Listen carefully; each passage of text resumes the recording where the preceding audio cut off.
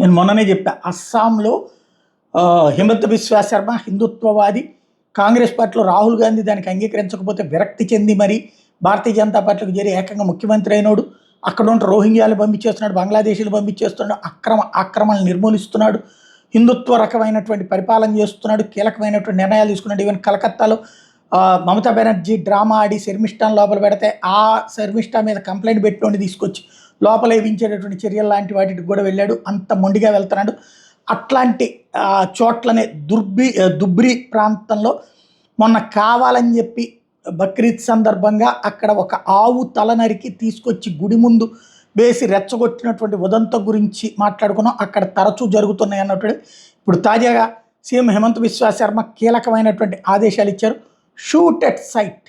ఇట్లాంటి అరాచకాలకు చేసేటటువంటి వాళ్ళు, మత కలహాలు సృష్టించాలనుకునే వాళ్ళకి కనబడితే కాల్చి పరేయమన్నటువంటి ఉత్తర్వులు ఇచ్చారు.